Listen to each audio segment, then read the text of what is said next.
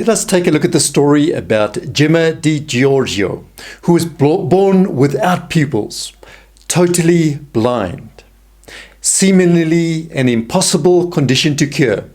So could Padre Pio help her?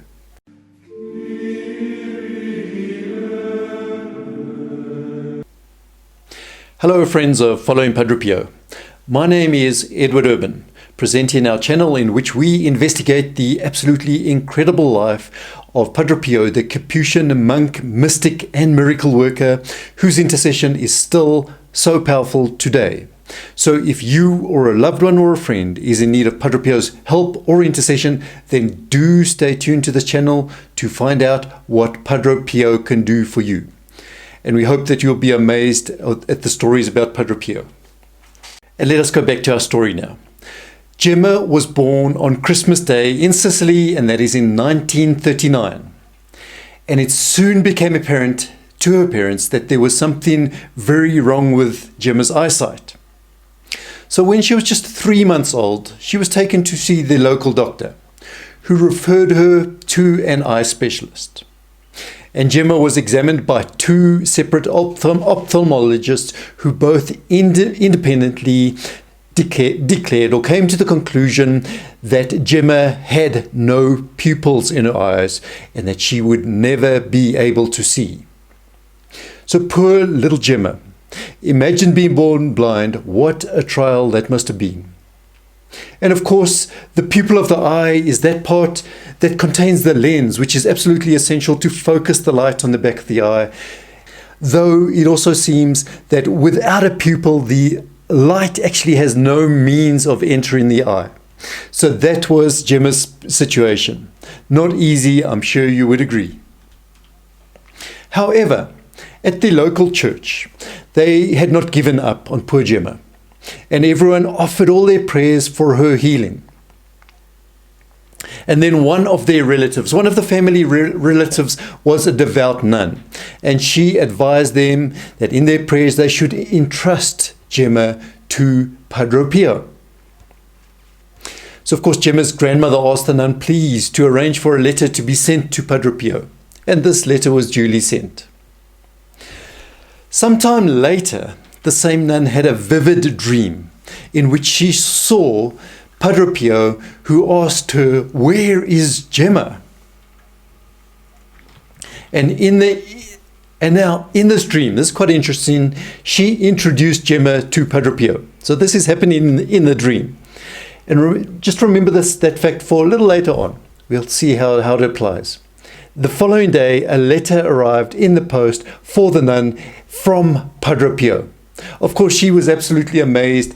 Was this just a coincidence that the letter arrived just after the dream? And so she advised the family to take Gemma to St. Giovanni Rotondo in order to see Padre Pio. She saw this as a sign. And finally, when Gemma was 7 years old, she and her grandmother made the trip to see Padre Pio from Sicily to St. Giovanni Rotondo. And surprisingly, during the trip, Gemma told her grandmother that she could see some of the landscapes outside. She's totally blind, but she's claiming to see the landscapes. Of course, the grandmother knew better and thought that Gemma was just imagining things. However, when they arrived at St. Giovanni Rotondo, to the great surprise of the grandmother, Padre Pio came directly over to them and called Gemma by her name. So how did Padre Pio know the name of Gemma, or even who Gemma was? Perhaps it relates back to that dream, the incident in the dream where the nun had introduced Padre Pio to Gemma. Who knows? And thereafter, Gemma went to confession with Padre Pio, and of course her grandmother stressed to her that she must ask Padre Pio for the healing of her eyes. But poor old Gemma, she was just 7 years old at that stage, and it was too much to ask of her. She forgot completely to ask for the healing, and when the grandmother heard of this afterwards, she was very distressed. Had this whole trip been for nothing, in vain? So, later, when the grandmother went to confession with Padre Pio, she made sure that she asked Padre Pio for the healing of poor Gemma's eyes. To which Padre Pio replied, "Do you have faith, my daughter? The child must not weep, and neither must you, for the child sees." So maybe Padre Pio was confirming there that Gemma had seen the landscapes when they were traveling there on the train.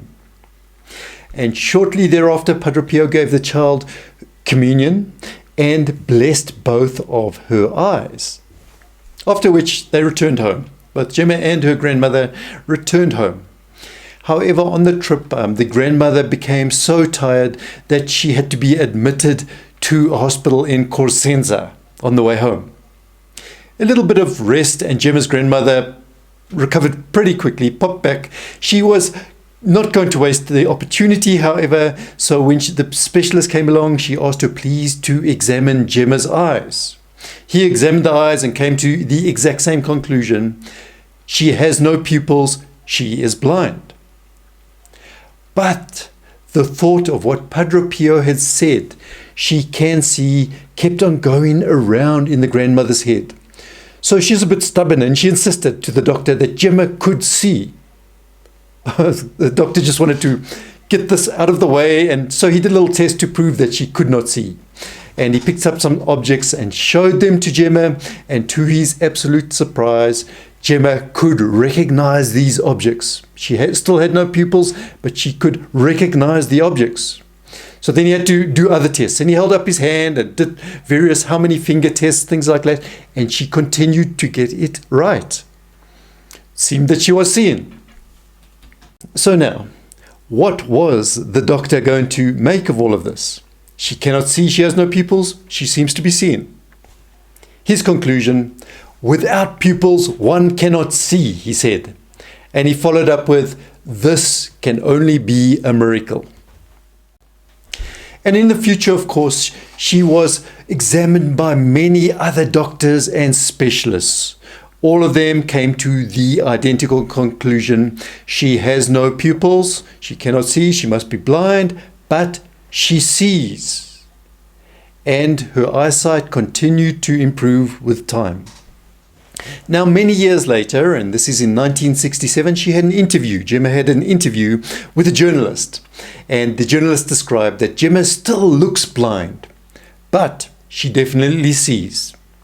And then similarly, in 1971, a father, John Schemmer, had this description of Gemma. He said, she looks blind, her eyes are shallow and lusterless.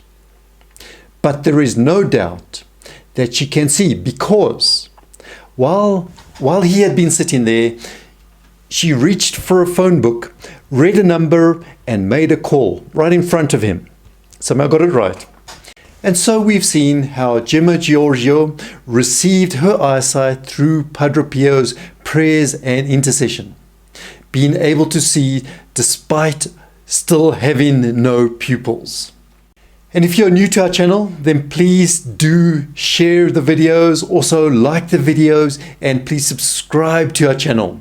Thereafter, you must click that reminder bell, and if you're viewing on a cell or a tablet, you'll have to switch YouTube notifications on. Continue watching our videos. We have our most popular videos selected specially for you, and also how to enroll your mass prayer intentions.